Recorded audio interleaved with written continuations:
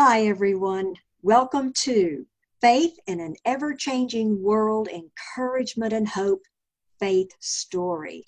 And today I have with me, it is such a pleasure to introduce you to Darcy Keith. Known as the Queen of Survival and the Miracle Child, Darcy is an internationally recognized professional speaker and expert in overcoming adversity and brain surgery. It was during her darkest times that Darcy relied on her faith in God to sustain her. She is a national award-winning keynote speaker for seminars, conferences, and meetings for corporations, nonprofits, and associations, as well as for the Indianapolis Colts and Baltimore Ravens rookies as part of the NFL's Rookie Success Program.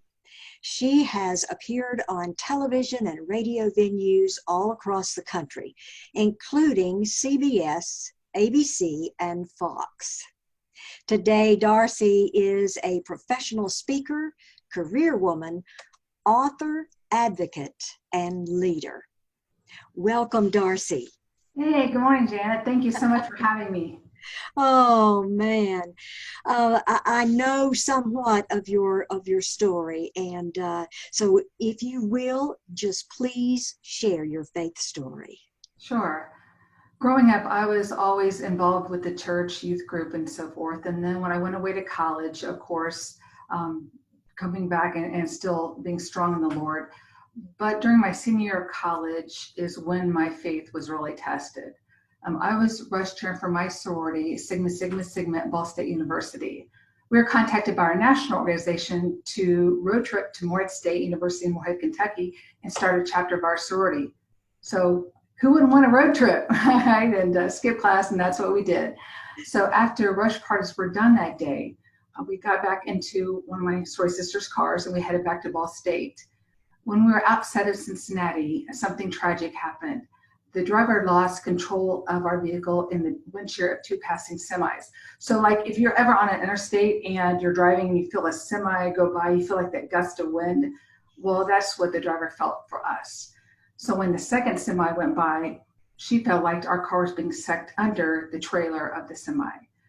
Well, when the light of the trailer, which is like right in the middle of the trailer, was right outside our car window, I told we were screaming because we thought we were going to collide. She jerked the car and it spun and landed sideways in the middle of the road. A third semi saw us but could not stop in time. He T-boned our car, climbing up on top of it, crushing to death my sorority sister behind the passenger. The one in the middle of the back seat was flipped upside down and died of a broken neck. The driver and the front seat passenger were both buckled in seat belts, and they walked away with minor injuries.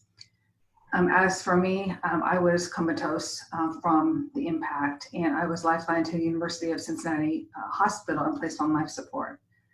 Now, because Rhonda and Constance next to me were both dead, and they couldn't find a pulse on me, they couldn't tell if I was breathing. What they did was they moved some of my fingernail polish, because if the color under my nail was blue, that means I was gone as well.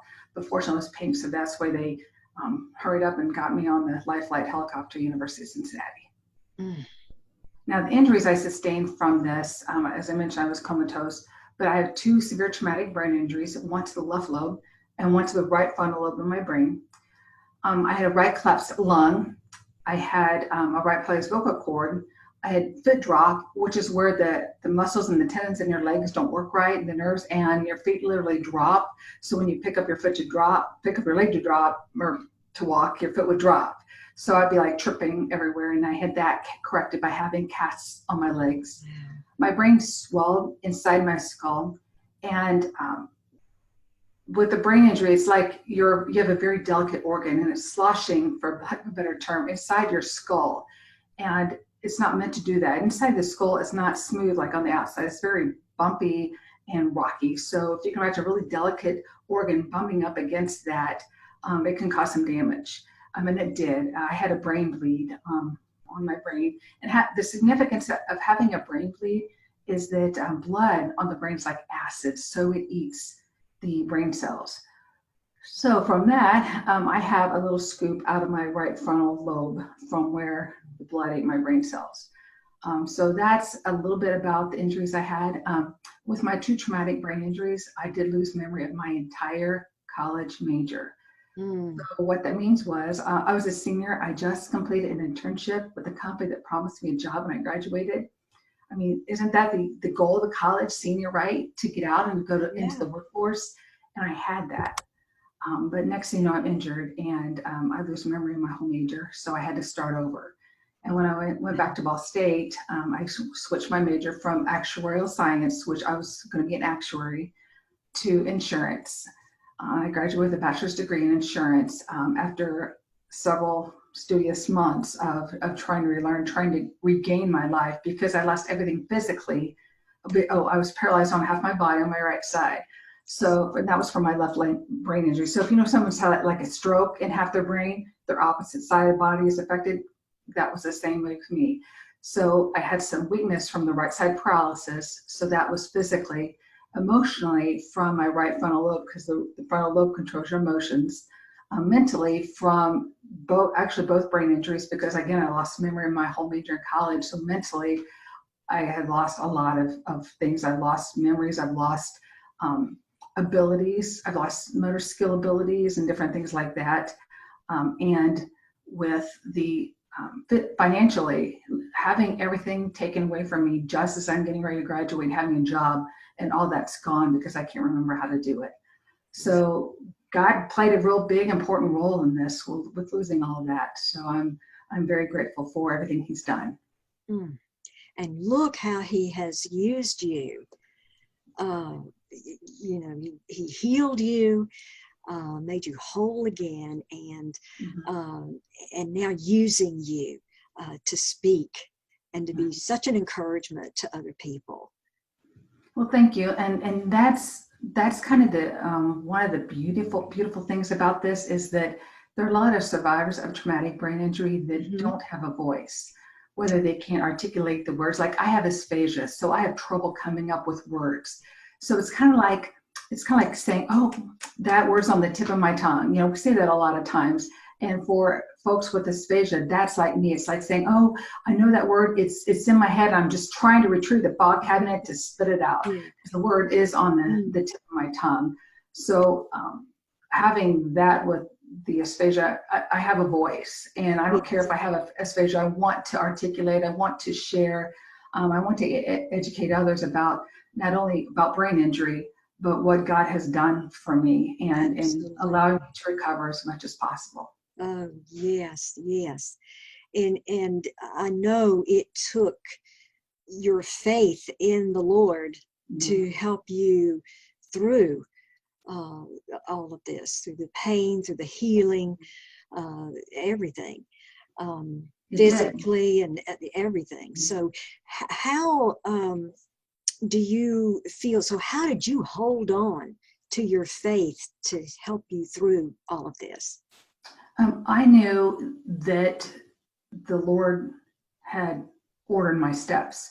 I knew He had a plan for me. And that's hard to say because sometimes we don't know what the plan is. And maybe God's saying no right now.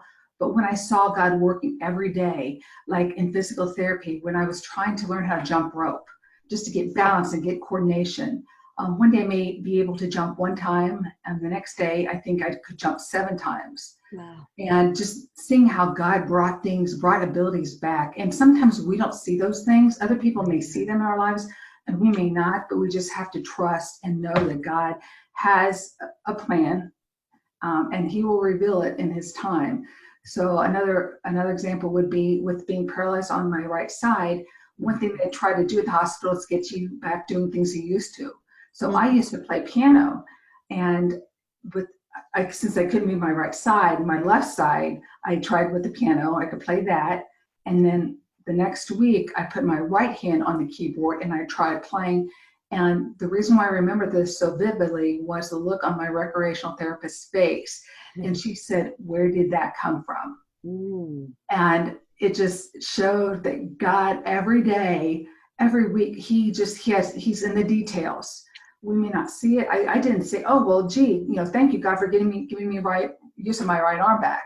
I didn't cognitively think that, but just seeing how other people react showed me that God is definitely working in my life. Yes. My sister in the car crash, the whole way down to Morehead State, I was riding in the middle of the back seat, and the whole way back until we stopped to get something to eat.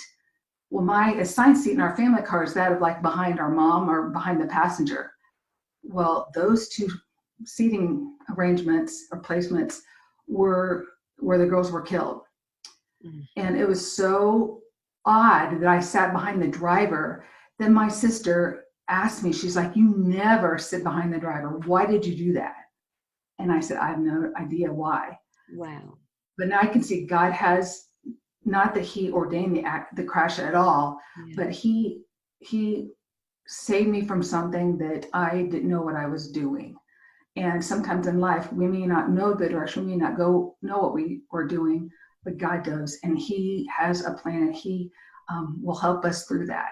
I think if I couldn't handle this, and he knew I wanted to be a voice, then I don't think he would have given me this responsibility, because he doesn't give me things more than I can bear. Now, there's some days I disagree. You know, I'm like, oh, okay, I don't know if I can handle anymore with COVID, with my daughter being, virtual learning, with this, that. But no, in all seriousness, though, he's tested a lot of us lately with how much we can bear. But I know that God has my interest, my best interest. Yes. So back to your question of hanging on, I just think deep down it was in my root, in my gut, that I knew he was going to take care of me no matter what. Absolutely. Having that faith that God will take care of you no matter what. He's never not near you. Yes. He is always with us, always with us. Yes. Darcy, thank you so much for sharing that inspirational and encouraging story with us today, your faith story. We appreciate it. Thank you so much. I love being here, and thank you and bless you for your ministry, Janet. It's thank you. There. Thank you. And God bless you too, as you continue to be an encouragement and inspiration to so many more people. Thank you. Thank you all for watching, and we'll see you again next week on Faith Story. Bye, and God bless.